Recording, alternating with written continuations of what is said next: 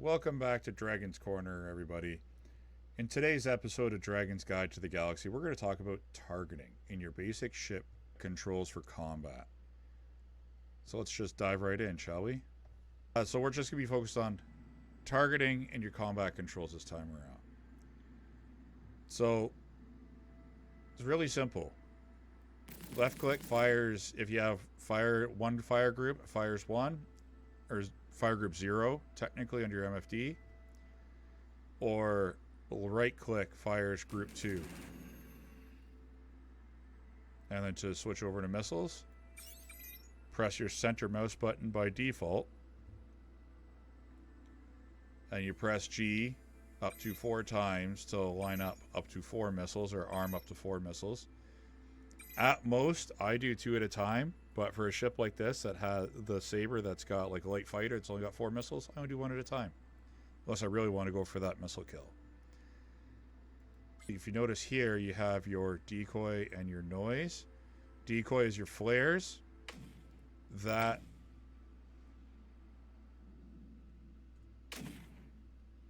they go off, and then that's an effort to throw missiles off. That's H by standard default, and if you press J, that creates noise, or a thing that prevents missiles from locking onto you. And as long as you have that between you and whoever is attempting to land a missile lock on you, you're good. There's other things too, like power triangle management.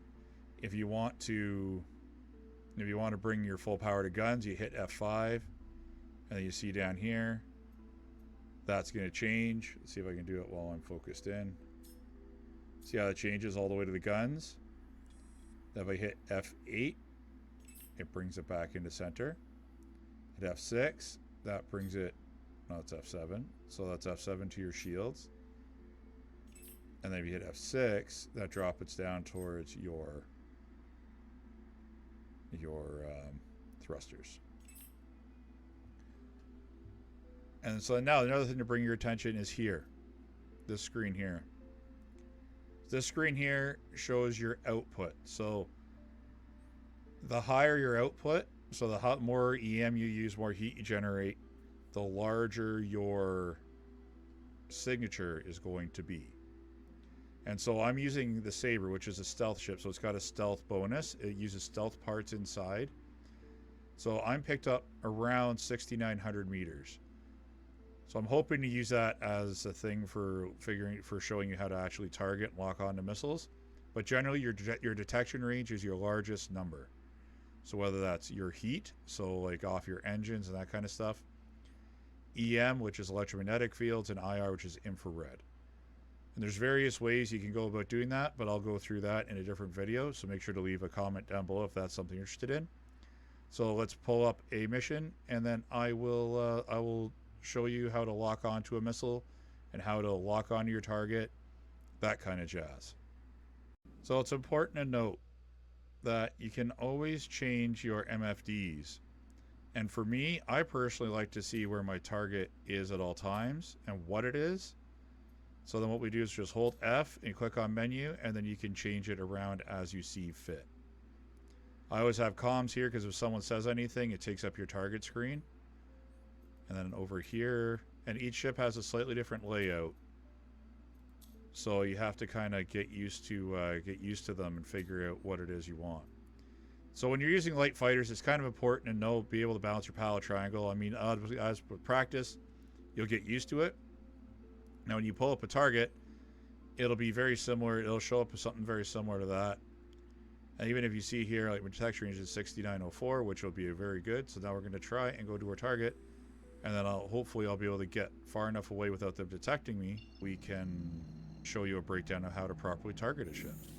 So what I do all the time when I'm on a planet where I can't see the thing and the altimeter may not be working is I'm constantly pinging by hitting tab.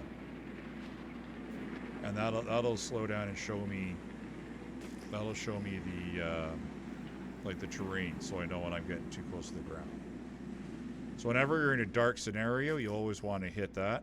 And I mean, normally I would just be ripping right in with a small fighter like this, or my Buccaneer. But I want to detect them before they detect me, so that I can show you how to lock onto a target and what's involved. There we go. Okay, so you see those little chevrons? Those are targets. When they're white, it means they're NPC. Neutral. If they're red, it means they're hostile. So if they're red, I'd be able to use 5 on my number bar to pick them up. But, there you go, they're red there. So because my detection range is so short, they won't, like, I can sit here for a minute and describe things. So as we get closer, no, you stay there, you stay there. This will fill in and look more like this. You'll see their shields, you'll see their hull status, that kind of stuff. You see their detection range and everything there as well. Their range, their name, what ship they're flying. And if you do have a subsystem targeted, oh, they picked me up. Let's see if I'm going to be doing some flare work or not. If you have a subsystem target like your engines and that, you'll see. But that's something that is neat, because you can disable them if you really want to by hitting 8 when you are targeted. If you hit 8, now that's their engine. And you hit 8 again. Let's see what that's saying for subsystem. Main engine. And then you hit 8 again. So it's going to keep switching back and forth until main thruster, turret base. So you can literally pick a ship apart if you really want to. And with a small fighter, you almost want to do that. But for now, we'll just reset our sub-targeting so that we hit Alt-8, and that resets it. So now, we want to use the missiles. What does that look like? So we hit our middle mouse button, and then as long as we're in range, here is the range of the missiles. Minimum and upper range. As long as we're within range of the missiles, you'll see those green bars go around. Once it's locked it right in, you've got the most solid lock you can have for that missile. You can fire it anytime once that's in, but when you have 2 green bars around it, you're good. If you don't have 2 green bars and it's red, then that means that they're either shaft or for whatever reason they're obstructed. You can't get a missile lock, so it's not even worth bothering. Unless you want to dummy fire your missiles, it's not worth trying to fire. So what we're going to do is we're going to queue up 2, because this is a bit of a tough cookie of a target. We're going to go in. We're going to go in hot. And then we're going to, once we get a little shorter distance away so they can't quite flare their missiles. And see, now they're coming in. So T is to select targets in general.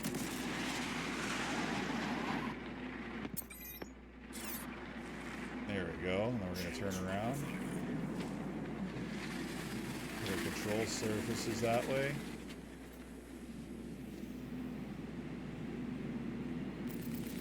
And we're going to just let them have it.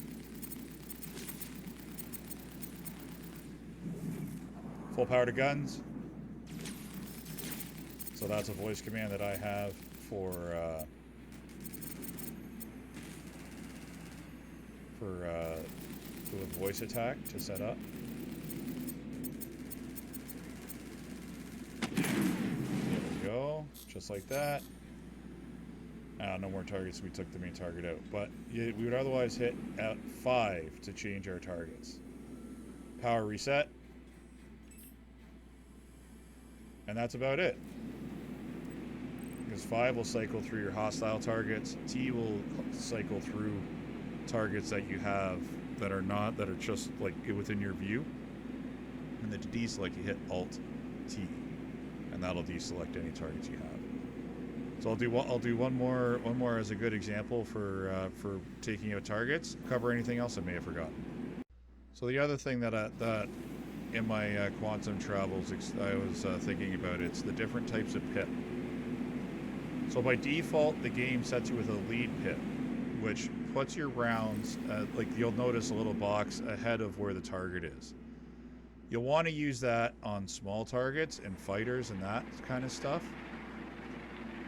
But then there's the lag pip that will constantly try to keep the center of the ship, or give you the pip that's in the center of the ship, in conjunction with where you are and the enemy is. That's a little better for larger ships, because then you can, you know, without using the sub-targeting, you can decide what part of the ship you're going to keep hammering. So I don't think I'm going to be able to show, I might be able to show it to you on this one, but that's something else that we can explore. And again, you're going to have to set a keybind for it, because by default there is no keybind for it. It's just a lead pip. Now each one, like I said, has advantages. Basically, lead pip is for smaller targets, lag pip is for larger targets. Or if you're doing PvP combat, that's when the lead pip or the lag pip is a bit more beneficial, because then you can make sure that you're kind of hitting the same subsystems or the same part of the structure of the enemy ship, which is important. But let's get a little closer, and then I will shut up. You will hear me use my voice attack commands, but I will also try and give you commentary on what I'm doing as I'm doing it as well.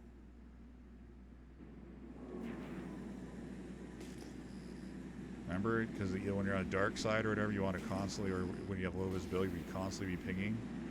But because I'm coming in off the top, I'm not that concerned about it. Oh, there we are. There's that Vanguard Warden. So because they're white, I'm hit T to target them. Once they go red, though, I will be able to. Oh, there we go. You see that? That's what a missile lock looks like from the side. Okay, now that's red. We can hit 5 to cycle through our targets. That's a hurricane. Our warden. And ooh, 2 hurricanes. Okay. Flares.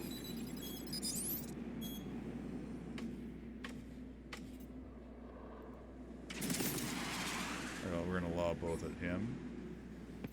So you see how the pip's there in front of it? Pip change.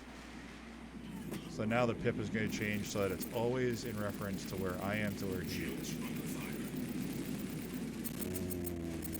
I don't like that. Full power to shields.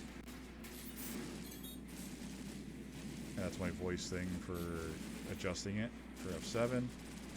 I hit 5 again.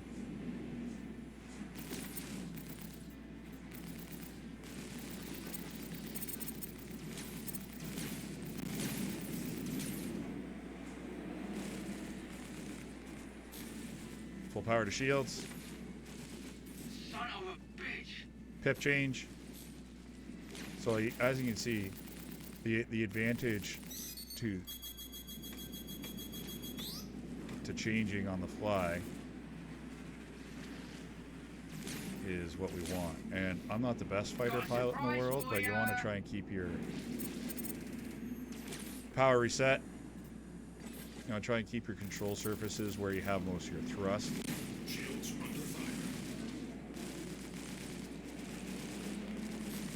In this case, just trying to, because that hurricane is bad news. Full power to shields.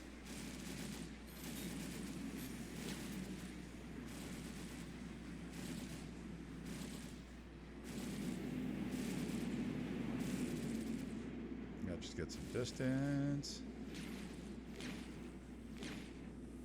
Power reset.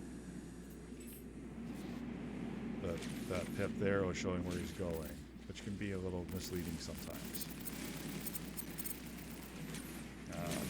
Tried to ram me.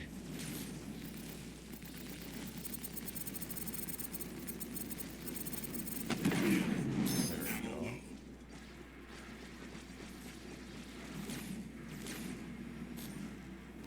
Pip change. So, oh, he disappeared. All right. That's what happens when you take the main target out. There's a timer to the rest of them. But I wanted to give you the idea of what happens with the pip changing and that kind of stuff, because that's important to be able to know when to change your pip as well. But anyways, well, don't be afraid to ask questions in the comments down below. Give me a follow and a subscribe if you feel it's worthwhile and you want to find out more information as such in these types of videos. Anyways, this is Dragon's Fury from Dragon's Corner Gaming. Have a great night.